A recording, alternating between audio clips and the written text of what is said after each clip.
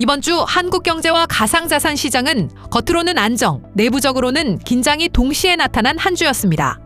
수출과 경상수지는 비교적 견조한 흐름을 유지하며 경제의 기초 체력이 유지되는 모습이었지만 그 이면에서는 유가와 환율, 그리고 정책 불확실성이 동시에 시장을 압박했습니다. 특히 중동발 지정학적 리스크가 확대되며 국제유가는 한때 배럴당 100달러를 상회했고 원달러 환율 역시 1,500원을 돌파하는 금융시장 변동성이 크게 확대됐습니다. 이러한 흐름은 물가와 통화정책, 투자 심리까지 연결되며 경제 전반에 영향을 미치는 핵심 변수로 작용했습니다. 가상자산 시장 역시 비슷한 흐름을 보였습니다. 제도화 논의는 점차 구체화되고 있지만 입법 지연과 규제 불확실성이 동시에 존재하며 시장 참여자들의 관망 흐름이 이어지고 있습니다. 결과적으로 이번 주 시장은 버티고는 있지만 안심할 수 없는 구조적인 긴장 상태에 놓여 있는 모습입니다. 그럼 먼저 경제 이슈부터 살펴보겠습니다. 이번 주 한국 경제에서 가장 중요한 축은 에너지 수급과 거시정책 대응이었습니다. 중동 지역 긴장이 고조되면서 호르무즈 해협을 둘러싼 리스크가 확대됐고 이 해협은 전 세계 원유 물동량의 약 20%가 통과하는 핵심 경로입니다. 이에 따라 정부는 걸프 국가들과 협의를 진행하며 원유와 액화천연가스, 나프타 등 주요 자원의 공급 안정성을 점검하고 선박과 해상물류 안전까지 함께 대응에 나섰습니다. 한국은 에너지 수입 의존도가 높은 구조를 가지고 있기 때문에 이러한 변수는 외교 문제를 넘어 국내 물가와 생산비, 운송비, 환율까지 영향을 주는 경제 리스크로 작용합니다. 통화정책 변수도 중요한 흐름으로 나타났습니다. 한국은행은 최근 전쟁 이후 원화 약세와 환율 변동성이 확대된 것은 사실이지만 경상수지 흑자와 외환 수급은 안정적인 흐름을 유지하고 있다고 평가했습니다.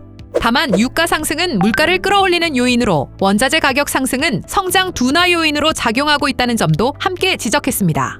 이러한 구조 속에서 시장에서는 기준금리 인하보다는 동결 가능성이 우세한 시나리오로 받아들여지고 있습니다.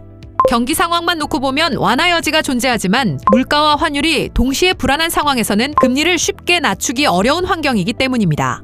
그럼에도 불구하고 실물과 대외 지표는 일정 수준을 유지하고 있습니다.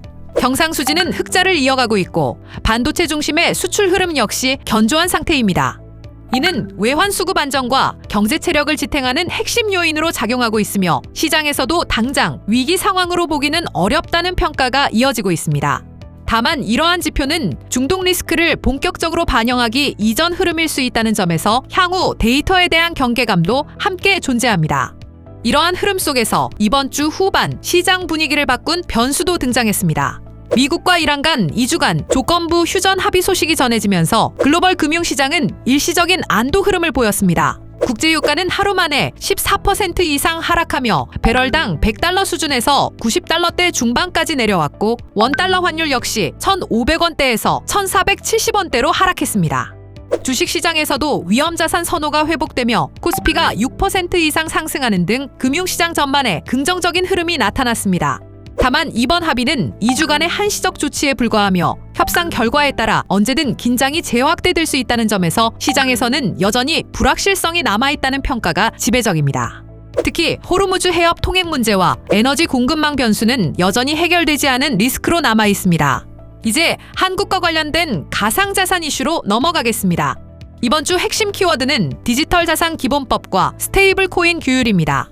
국회는 4월 15일 디지털자산기본법 2단계 입법 논의를 앞두고 불법 거래 대응과 내부 통제, 컴플라이언스 체계 강화를 위한 정책 논의를 진행했습니다. 이 흐름은 가상자산 시장을 허용 여부 논의에서 벗어나 감시와 통제, 제도권 편입 단계로 전환하고 있다는 신호로 해석됩니다. 특히 불법 지갑 추적, 거래 감시 강화, 민관협력 체계 구축 등이 주요 의제로 다뤄지며 시장 규율이 강화되는 방향이 나타나고 있습니다. 다만 입법 지연 문제도 동시에 부각됐습니다. 당초 추진되던 디지털자산기본법은 주요 쟁점에 대한 이견으로 일정이 밀리면서 시장 불확실성이 확대되고 있습니다. 특히 거래소 지분 규제와 스테이블 코인 발행 구조 등 핵심 쟁점이 해결되지 않으면서 제도 설계 자체가 지연되는 상황입니다. 이로 인해 일부 블록체인 기업들은 기술 개발을 완료하고도 사업을 시작하지 못하고 있으며 비용 부담이 약 20에서 30% 증가하는 등 산업 전반의 압박이 커지고 있는 것으로 나타났습니다. 시장에서는 제도화 방향은 분명하지만 속도가 늦어질수록 글로벌 경쟁에서 뒤처질 수 있다는 점을 주요 리스크로 보고 있습니다. 정리해보겠습니다. 이번 주 대한민국 경제는 에너지 충격 대응, 금리 동결 전망, 그리고 견조한 대외 지표가 동시에 나타난 구간이었습니다. 겉으로는 수출과 경상수지가 경제를 지탱하고 있었지만 정책의 중심은 이미 유가와 환율, 공급망 리스크 관리로 이동해 있었습니다. 가상자산 시장 역시 제도화 방향은 구체화되고 있지만 입법 지연이라는 불확실성이 동시에 존재하는 상황입니다. 결국 이번 주의 공통된 메시지는 명확합니다. 한국 경제와 디지털 자산 시장 모두 지금은 성장의 속도보다 불확실성을 얼마나 빠르게 관리하고 통제할 수 있느냐가 더 중요한 국면에 들어섰다는 점입니다. 이상으로 이번 주 한국 경제와 가상자산 시장 주요 이슈를 전해드렸습니다. 코인 뉴스 코리아입니다. 감사합니다.